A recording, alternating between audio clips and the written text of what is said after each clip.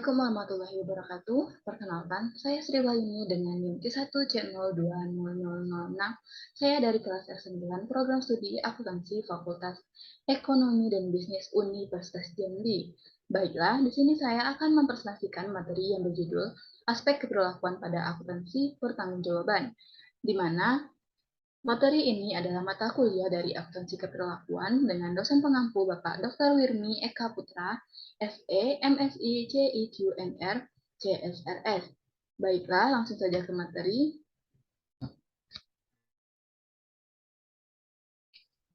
Akuntansi pertanggungjawaban atau responsibility accounting merupakan istilah yang digunakan dalam menjelaskan akuntansi perencanaan serta pengukuran dan evaluasi kinerja organisasi sepanjang garis pertanggungjawaban.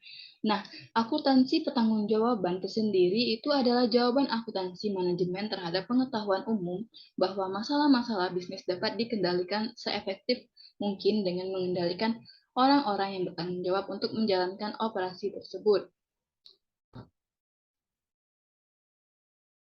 Akuntansi pertanggungjawaban vs akuntansi konvensional, akuntansi pertanggungjawaban tidaklah melibatkan deviasi apapun dari prinsip akuntansi yang diterima secara umum.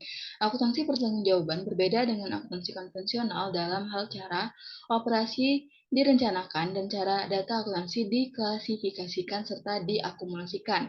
Nah, dalam akuntansi konvensional, data diklasifikasikan berdasarkan hakikat atau fungsinya dan tidak digambarkan sebagai individu-individu yang bertanggung jawab atas terjadinya dan pengendalian terhadap data tersebut. Jaringan pertanggungjawaban. Akuntansi pertanggungjawaban didasarkan pada pemikiran bahwa seluruh biaya dapat dikendalikan dan bahwa masalahnya hanya terletak pada penetapan titik pengendalian. Nah, untuk tujuan ini, struktur organisasi perusahaan dibagi-bagi ke dalam suatu jaringan pusat pertanggungjawaban secara individual atau sebagaimana didefinisikan oleh National Association of Accountants ke dalam unit-unit organisasional yang terlibat dalam pelaksanaan suatu fungsi tunggal atau sekelompok fungsi yang saling berkaitan satu sama lain, yang memiliki seorang kepala yang bertanggung jawab untuk aktivitas dari unit tersebut. Jenis-jenis pusat pertanggungjawaban. Pusat pertanggungjawaban atau responsibility center, individu berfungsi sebagai kerangka kerja untuk mengukur dan mengevaluasi kinerja dari manajemen segmen. Yang pertama, yaitu pusat biaya, di mana pusat biaya merupakan bidang tanggung jawab yang menghasilkan suatu produk atau memberikan suatu jasa. Yang kedua, ada pusat pendapatan, di mana jika tanggung jawab utama dari seorang manajer adalah penghasilan pendapatan, maka segmennya sebaiknya diperlakukan sebagai pusat pendapatan.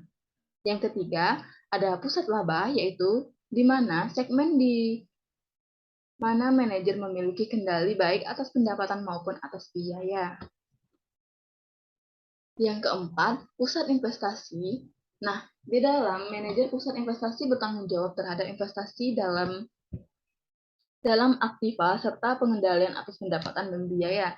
Yang kelima, korelasi dengan struktur organisasi, yaitu pendekatan-pendekatan yang digunakan dalam mendesain struktur organisasi dan dalam membebankan tanggung jawab bervariasi. Yang keenam, struktur vertikal. Dalam struktur vertikal, organisasi dibagi berdasarkan fungsi-fungsi utama, tanggung jawab secara keseluruhan untuk berfungsi produksi, penjualan, dan keuangan. Yang ketujuh, struktur horizontal, yaitu maksudnya adalah untuk membebankan tanggung jawab atas laba dan investasi kepada beberapa direktur.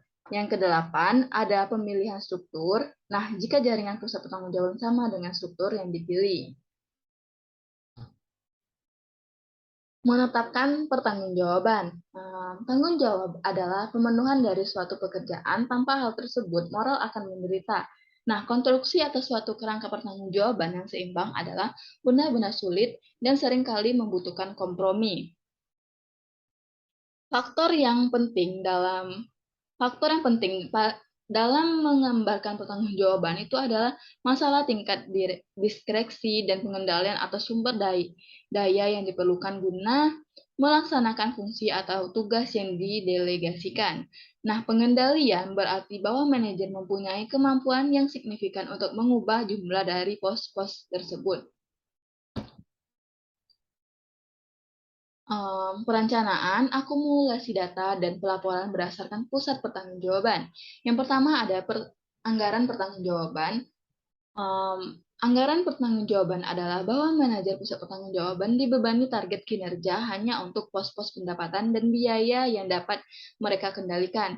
Yang kedua, ada akumulasi data, yaitu akumulasi data tiga dimensi secara teknik adalah sulit karena hanya ada sistem manual atau semi otomatis yang tersedia untuk akumulasi data. Yang ketiga, pelaporan pertanggungjawaban, di mana produk akhir dari hasil sistem akuntansi pertanggungjawaban adalah laporan pertanggungjawaban atau laporan kinerja secara periodik. Asumsi keberlakuan dari akuntansi pertanggungjawaban, perencanaan pertanggungjawaban, akumulasi data, dan sistem pelaporan didasarkan pada beberapa asumsi yang berkenaan dengan operasi dan perilaku manusia, yang meliputi yang pertama, manajemen berdasarkan perkecualian yaitu MBE adalah mencukupi untuk mengendalikan operasi secara efektif. Yang kedua, ada manajemen berdasarkan tujuan MBO akan menghasilkan anggaran, biaya standar, tujuan organisasi, dan rencana praktis untuk mencapainya yang disetujui bersama. Nah, adapun kondisi-kondisi tersebut antara lain meliputi yang pertama, dalam menetapkan tujuan, pusat pertanggungjawaban manajemen puncak harus menyediakan arahan secara keseluruhan dengan cara menspesifikasikan tujuan dan cita-cita perusahaan serta keseluruhan. Yang kedua, dalam formulasi bersama dari tujuan kinerja dan rencana tindakan perinci, manajemen puncak dan manajer pusat pertanggungjawaban harus memaksimalkan keselarasan antara kebutuhan pribadi dan aspek karir dari kelompok kerja serta tujuan perusahaan secara keseluruhan. Selanjutnya, ada motivasi, yaitu akan meningkatkan jika orang-orang percaya bahwa pencapaian tujuan perusahaan akan secara simultan memenuhi kebutuhan pribadi mereka. Yang terakhir, ada jika orang-orang memandang tujuan organisasi sesuai dengan tujuan mereka, maka mereka akan menginternalisasi tujuan perusahaan dan keselarasan tujuan yang dicapai. Nah, yang ketiga itu ada struktur pertanggungjawaban dan akuntabilitas mendekati struktur hierarki organisasi. Yang keempat, para manajer dan bawahannya rela menerima pertanggungjawaban dan akuntabilitas yang dibebankan kepada mereka melalui hierarki organisasi. Yang kelima, sistem akuntansi pertanggungjawaban mendorong kerjasama dan bukan persaingan. Baiklah, hanya itu yang materi yang dapat saya sampaikan. Lebih dan kurang mohon maaf. Wabillahi taufiq wal hidayah. Wassalamualaikum warahmatullahi wabarakatuh. Terima kasih.